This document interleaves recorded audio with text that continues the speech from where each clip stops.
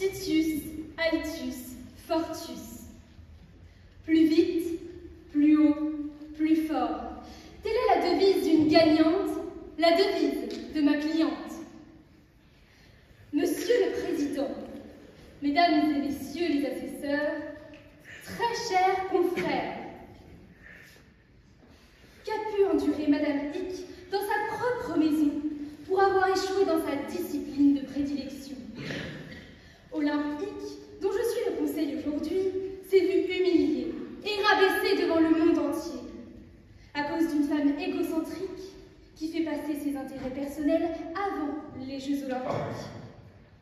Depuis sa naissance, Madame Hic semble avoir un penchant pour les lancers. Cela a commencé par les biberons, de là les avions en papier, les ballons, puis vint le jour où Olympe fit la rencontre des javelots et des poids, qui firent d'elle une sportive de haut niveau. Ce qui, je le rappelle, selon le code du sport, lui confère une protection juridique dans les domaines qui relèvent de la santé, de la sécurité, de la pratique sportive et à l'équilibre de sa vie professionnelle, sociale et familiale.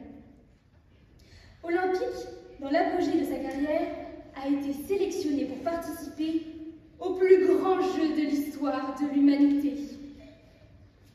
Dans le tumulte de la précision, de l'endurance, de la fatigue et de la persévérance, l'entraînement s'est établi en quotidien bien rempli pour ma cliente, tissant la trame de sa détermination vers le podium olympique.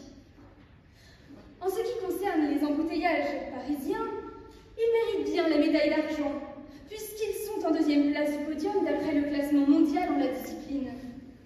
Ma cliente, au lieu de passer du temps à s'exercer, se retrouve prise dans un véritable parcours du combattant pour atteindre son lieu d'entraînement. Le temps, c'est de l'argent. Et plus on en perd, plus on s'éloigne de l'or. Olympique ne peut se permettre de perdre une minute de plus. L'entraînement est trop important. Alors, elle a trouvé un moyen. Celui de transformer son jardin, pas aussi grand qu'un stade olympique, bien sûr, mais bien plus accessible pour ses entraînements quotidiens. Ainsi que le prévoit l'article 544 du Code civil, Madame Hic a disposé de sa propriété de plein droit. Alors oui, il est arrivé à plusieurs reprises que ma cliente laisse échapper, dans son élan, des pois ou des javelots dans le jardin voisin. Mais, Monsieur le Président, je fais appel à votre plus grande indulgence. Condamneriez-vous un musicien pour avoir joué quelques fausses notes? Ou un cuisinier pour laisser émaner chez sa voisine quelques odeurs de sa cuisine? La voisine en question est Madame Zeur, Lou Zeur.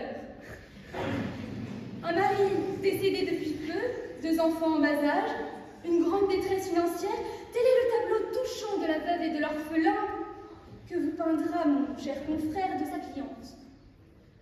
Mais laissez-moi y ajouter quelques touches de vérité pour éclaircir l'obscurité de cette toile bien tissée. Par souci d'économie, Madame Zeur a décidé de faire louer des chambres dans sa cave et son grenier pour lui rapporter un peu d'argent. À l'approche des Jeux Olympiques, cela allait forcément attirer quelques clients. D'ailleurs, il serait nécessaire de veiller au respect des conditions légales de logement de ces petites locations.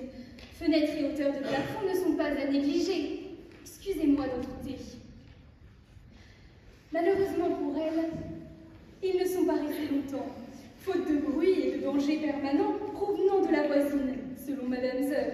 Enfin, si vous voulez mon avis, c'est encore une excuse bien choisie. Je me demande si Madame Zeur voulait réellement régler la situation, puisque cela ressemble plus à un règlement de compte qu'à une pacification.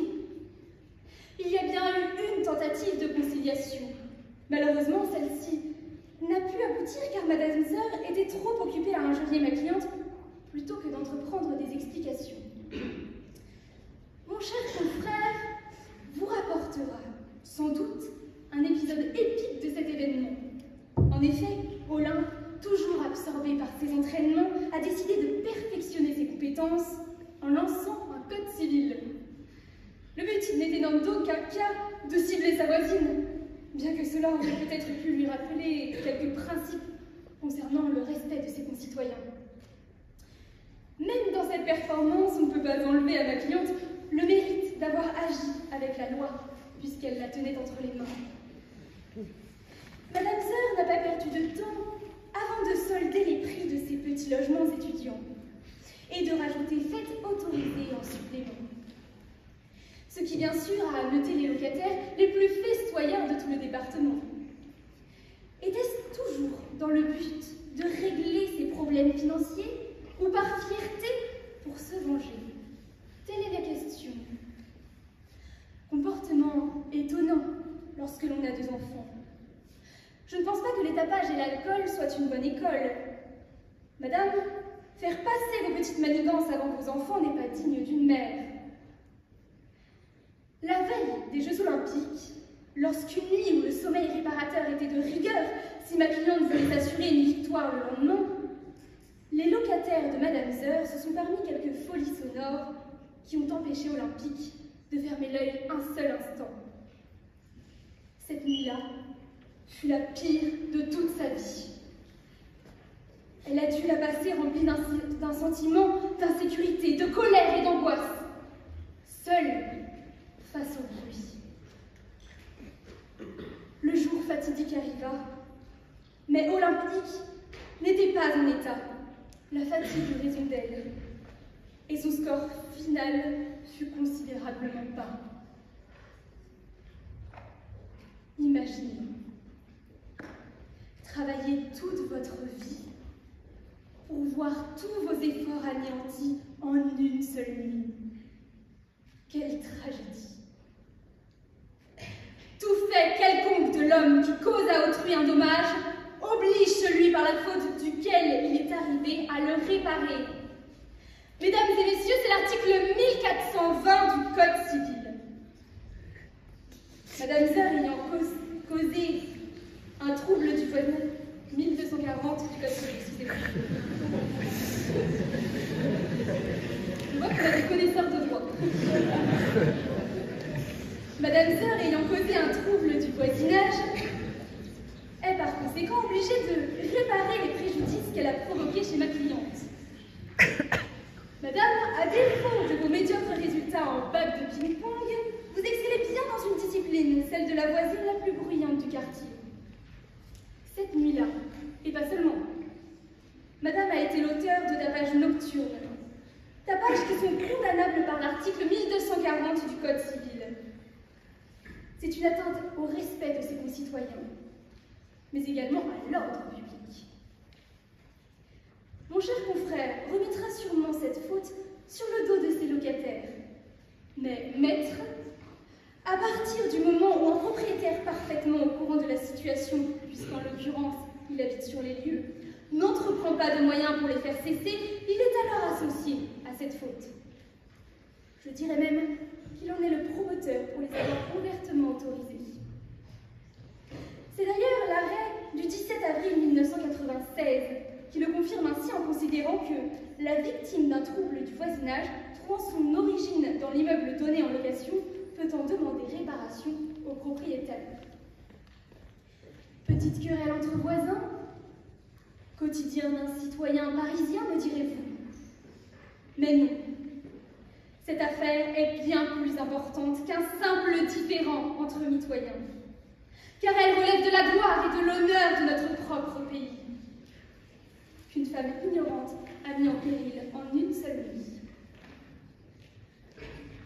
Monsieur le Président, Mesdames et Messieurs les assesseurs, rendez-vous compte, ma cliente est potentiellement passée à côté d'une médaille d'or, et soit dit en passant également d'une prime de 80 000 € et de nombreux avantages concernant sa carrière. Ma cliente demande donc le versement de dommages-intérêts pour réparer le préjudice moral qu'elle a subi, ainsi que pour les préjudices sur la perte de chance sur le fondement de l'article 1240 du Code civil, que je chiffrerai respectivement à 5 000 et 8 000 €.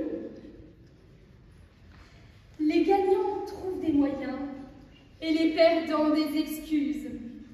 Voilà un magnifique résumé de notre débat de ce soir.